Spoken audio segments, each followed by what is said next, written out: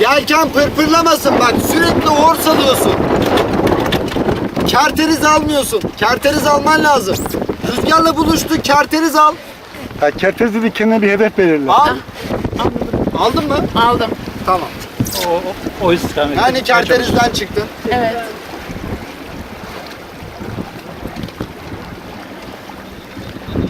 Nerede kaldım orada? Biraz böyle gideceğiz. Statla aramızdaki hizayı yaklaştıracağız. Bir tramol atacağız. Bu sefer yükseleceğiz. Bir tramol atıp tekrar Yandan geçeceğim. aynen. Önüne bak. Kerterizden çıktın. Çıktım. Ama gayet güzel şu an. Rüzgara birazdan. Ne kadar çok rüzgara yaklaşırsan o kadar çabuk stada gidersin. Bacaklar kapalı otur, tek el tut dümene. Hangi elin dümene yakınsa.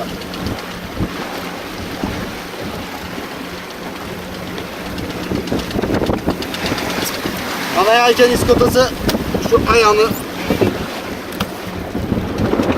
Evet tamam. Nasıl? Tekne baktın batıyor boşla. Tamam. Aç kafayı, pırpırlayıcı kafayı aç. Korkma bak, kerterizini bırakıyorsun. Evet. 2 dakika şurada bir goy goy yapalım dedik, vallahi dağıttık her şeyi. Nagihan, Evet. o iskotayı boşla. Bak şimdi, bunda da şöyle, en ufak bir gerginlik yelkeni içeri sokuyor. Tamam. Bu sefer Ben senin, şu paralelliği korumak istiyorum. sen onu boş ver. Tekne yürüsün şu an, önemli olan o.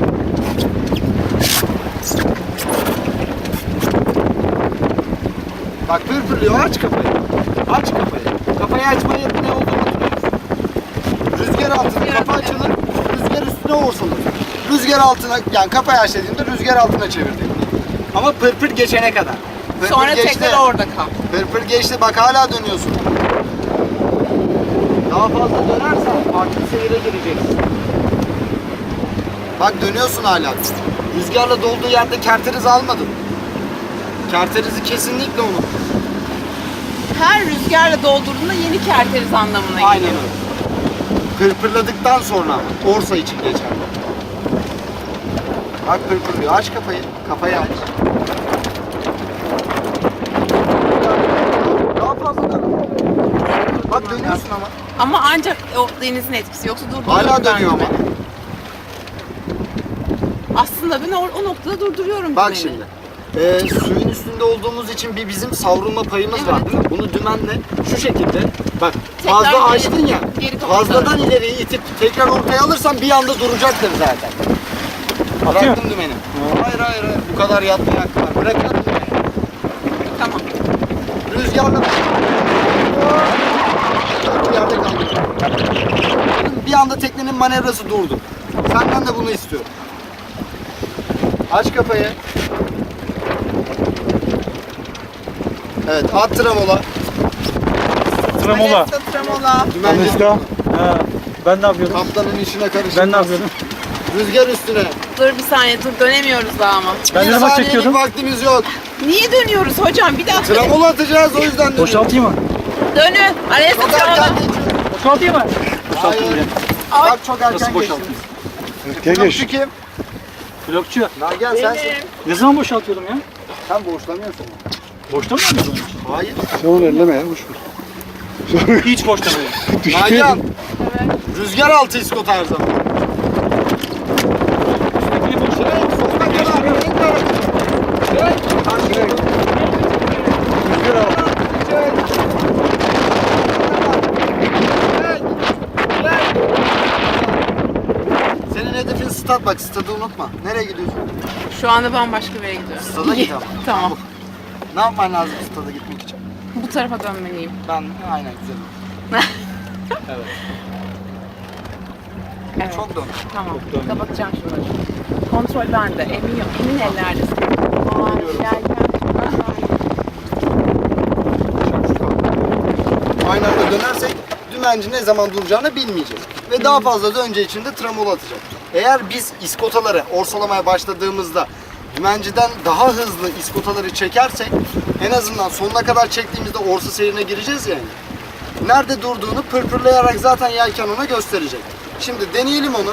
Ana yelken bende, flok yine sende. Tamam. Orsala rüzgara yaklaş, stada gideceğiz, stada götür. Orsala. Topla Rüzgar- gideceğim diyorsun. O zaman Ales'e kavança demen lazım. Bak şimdi, iskotayı ben topladım. Aynı anda orsaladı. Geçme karşıya, geçme. Travma demedik. Tamam pardon. Daha fazla dönme. Ha? Olayı anladın mı? Ben bu yüzden senden daha hızlı iskotayı topladım ki sen nerede duracağını bil. Floz ne yapıyorsun? Ne yapayım? Yelkeni rüzgar altına alsana. Rüzgar üstünü çıkar. Niye gayet iyiydik? Niye yaptın?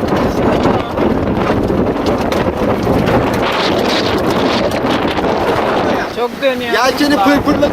Çek şimdi. Evet. Hadi çek. Sonra geri kafaya çöz. Gayet güzel. Hadi Sofya. Ana yelken sende.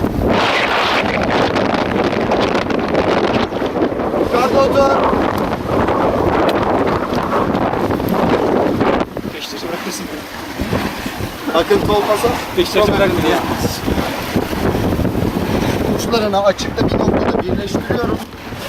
Oraya kerteriz gidiyorum. Benim bir saat oraya kadar götürse yeter. Bir saat sonra yeni bir kerteriz var.